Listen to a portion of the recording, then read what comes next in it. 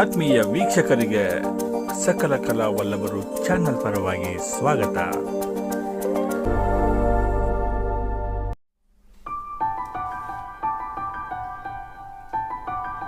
ಕಬೀರ್ ಸಾಹೇಬರ ವಿಚಾರಧಾರೆಗಳು ಮತ್ತು ಶ್ರೀ ಶಂಕರಾಚಾರ್ಯರ ಅದ್ವೈತ ಸಿದ್ಧಾಂತ, ಇದು ಅದ್ವೈತ ಸಿದ್ಧಾಂತಕ್ಕೆ ಹೋಲುತ್ತೆ.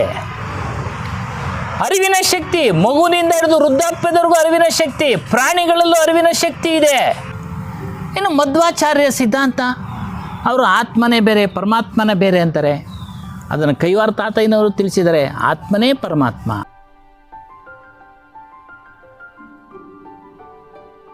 ಕಬೀರ್ ಸಾಹೇಬರ ವಿಚಾರಧಾರೆಗಳು ಮತ್ತು ಶ್ರೀ ಶಂಕರಾಚಾರ್ಯರ ಅದ್ವೈತ ಸಿದ್ಧಾಂತ ಮತ್ತು ಮಧ್ವಾಚಾರ್ಯರ ಸಿದ್ಧಾಂತಗಳ ವ್ಯತ್ಯಾಸಗಳ ಬಗ್ಗೆ ಏನಾದರೂ ಮಾಹಿತಿಯನ್ನು ಹೇಳ್ಬೋದಾ? ಇದು ಜನಗಳಿಗೆ ಅರ್ಥ ಆಗಬೇಕಾಗತ್ತೆ. ಯಾಕೆಂದರೆ ಶಂಕರಾಚಾರ್ಯರ ಮಧ್ವಾಚಾರ್ಯರ ಸಿದ್ಧಾಂತಗಳಿಗೂ ಕಬೀರ್ ಚಿಂತನೆಗಳಿಗೂ ಏನಾದರೂ ವ್ಯತ್ಯಾಸಗಳಿದೆಯಾ ಅಂತಕ್ಕಂಥದ್ದು ಒಂದು ಪ್ರಶ್ನೆ ಮೂಡುತ್ತೆ. ನಾವಿಲ್ಲಿ ಪಕ್ಷಾತೀತವಾಗಿ ಯೋಚನೆ ಮಾಡೋದಾದರೆ, ನಮ್ಮಲ್ಲೇ ನಾವು ವಿಮರ್ಶೆ ಮಾಡ್ಕೊಳ್ಳೋದಾದರೆ, ಕಬೀರ್ ಸಾಹೇಬರಿಗಿನ ಮೊದಲು ಗ್ರಂಥಗಳ ಮೂಲಕ ತಿಳಿದು ಬಂದಿರೋದೇ ಕಪಿಲ ಮುನಿ, ಕಣಾದಿ ಇವರೆಲ್ಲರೂ ಸಹ ಆತ್ಮಜ್ಞಾನದ ವಿಚಾರ ಹೇಳಿದ್ದಾರೆ. ಆತ್ಮಜ್ಞಾನದ ವಿಚಾರ ಹೇಳಿದರೆ ಏನು ಆತ್ಮಜ್ಞಾನದ ವಿಚಾರ ಅಂದರೆ, ಆತ್ಮನು ಒಬ್ಬನೇ ಸರ್ವವ್ಯಾಪಕವಾಗಿದ್ದಾನೆ ಅನ್ನೋದನ್ನು ಅವರು ತಿರಸ್ಕರಿಸಿದ್ದಾರೆ. ಸರ್ವವ್ಯಾಪಕ ಅಂತಂದರೆ ಬೆಟ್ಟ, ಗುಡ್ಡ, ಗಿಡ, ಮರ, ಬಳ್ಳಿ ಇವುಗಳಲ್ಲಿ ಒಂದೇ ಆತ್ಮ ಇದ್ದಾನೆ ಅಂತ ಹೇಳಿದರೆ ಅದು ಅದ್ವೈತ ಸಿದ್ಧಾಂತದ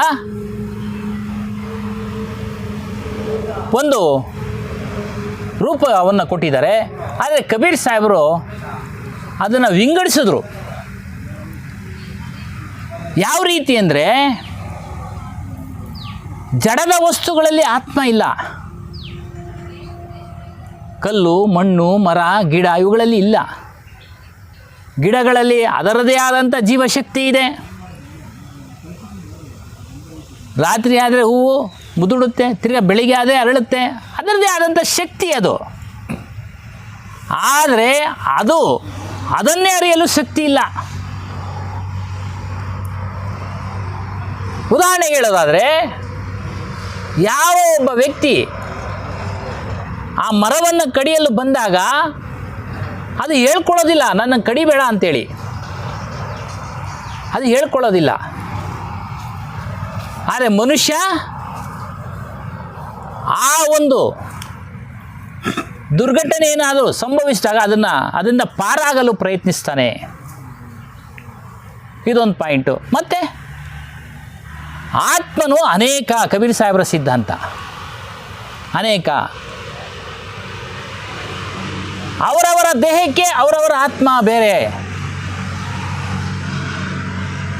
ಆದರೆ ಒಂದೇ ಒಂದು ವಿಚಾರವನ್ನು ಹೇಳಿದರೆ, ಎಲ್ಲ ಜೀವಿಗಳಲ್ಲಿ ಅರಿಯುವ ಶಕ್ತಿ ಇದೆ.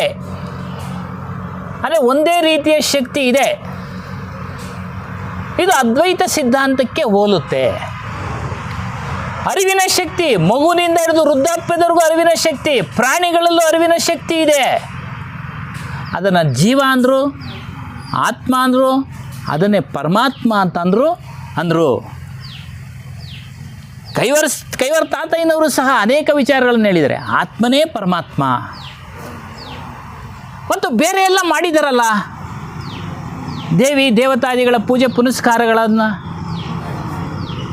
ಅದು ಸಾಮಾನ್ಯ ಜನರಿಗೆ ಒಂದು ರೀತಿಯ ಭಕ್ತಿ ಬರಲಿ, ಅದು ಪ್ರಾರಂಭ. ಮನುಷ್ಯ ತನ್ನ ಬುದ್ಧಿಯನ್ನು ವಿಕಾಸ ಮಾಡಿಕೊಂಡಾಗೆಲ್ಲ ಯಾವ ರೀತಿ ಕೆಲಸ ಕಾರ್ಯಗಳನ್ನು ಬದಲಾವಣೆ ಮಾಡ್ಕೊಳ್ತಾನೋ, ಹಾಗೆ ಜ್ಞಾನದಲ್ಲೂ ಸಹ ಬದಲಾವಣೆ ಮಾಡಿಕೊಳ್ಬೇಕು. ಆಗ ಮಾತ್ರ ಈ ಒಂದು ಜಂಜಾಟದಿಂದ ಬಿಡುಗಡೆ, ತನ್ನನ್ನು ತಾನು ತಿಳಿದಾಗ ಮಾತ್ರ ಜಂಜಾಟದಿಂದ ಬಿಡುಗಡೆ. ಇನ್ನು ಮಧ್ವಾಚಾರ್ಯ ಸಿದ್ಧಾಂತ, ಅವರು ಆತ್ಮನೇ ಬೇರೆ ಪರಮಾತ್ಮನೇ ಬೇರೆ ಅಂತಾರೆ. ಅದನ್ನು ಕೈವಾರ ತಾತಯ್ಯನವರು ತಿಳಿಸಿದ್ದಾರೆ. ಆತ್ಮನೇ ಪರಮಾತ್ಮ, ಆತ್ಮನೇ ಪರಮಾತ್ಮ. ಅದನ್ನು ಭಗವದ್ಗೀತೆಯಲ್ಲೂ ಶ್ರೀಕೃಷ್ಣನ್ ಹೇಳಿದ್ದಾನೆ, ಅರ್ಜುನನಿಗೆ ಹೇಳಿದ್ದಾನೆ. 45ನೇ ಶ್ಲೋಕದಲ್ಲಿ ಹೇಳ್ತಾನೆ, 2ನೇ ಅಧ್ಯಾಯ. ಎಲ್ಲ ಗುಣಗಳಿಗೂ ಸತ್ವ ರಜೋ ತಮ ಗುಣಗಳಿಗೆ ಮೀರಿದವಂತನಾಗೋ ಆತ್ಮಜ್ಞಾನಿಯಾಗು. ಧರ್ಮಗ್ರಂಥಗಳಲ್ಲಿ ತಿಳಿಸಿರೋ ಕರ್ಮ ಸಿದ್ಧಾಂತದ ಪ್ರಕಾರ ಮನುಷ್ಯ ಹಿಂದಿನ ಯಾವುದೋ ಒಂದು ಜನ್ಮದಲ್ಲಿ ಯಾವುದೋ ಜನ್ಮದಲ್ಲಿ ಏನೇನು ಕೆಲಸ ಕಾರ್ಯಗಳನ್ನು ಮಾಡಿದನೋ ಅದನ್ನು ಕರ್ಮ ಅಂತ ಹೇಳಿದ್ರು. ಆ ಕರ್ಮದ ಫಲವನ್ನು ಈಗ ಭೋಗಿಸ್ತಾ ಇದ್ದಾನೆ, ಇದು ಪ್ರಾರಬ್ಧ ಅಂತ ಹೇಳಿದ್ರು. ಮತ್ತೆ ಮುಂದೆ ನಾನು ಚೆನ್ನಾಗಿರಬೇಕು, ಶ್ರೀಮಂತನಾಗಬೇಕು, ಚಕ್ರವರ್ತಿ ಆಗಬೇಕು, ಈ ರೀತಿಯ ಆಸಕ್ತಿಗಳನ್ನು ಇಟ್ಕೊಂಡು ಧರ್ಮಗ್ರಂಥಗಳಲ್ಲಿ ತಿಳಿಸಿರೋ ಹಾಗೆ ವಿಶೇಷವಾದ ಪೂಜೆ ಪುನಸ್ಕಾರಗಳನ್ನು ಮಾಡ್ತಾನೆ.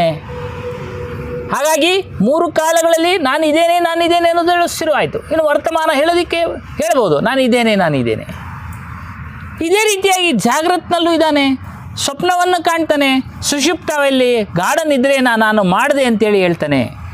ಹಾಗಾಗಿ ಇದು ಸತ್ಯ, ನಮ್ಮ ಸ್ವರೂಪ ಸತ್ಯ. ಈ ಸತ್ಯದಲ್ಲೇ ಸುಖ,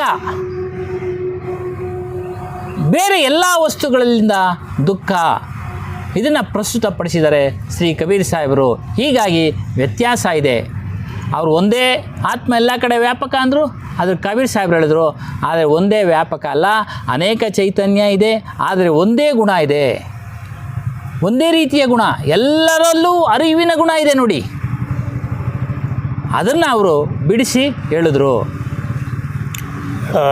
ಅದ್ಭುತವಾದ ಮಾಹಿತಿಗಳು.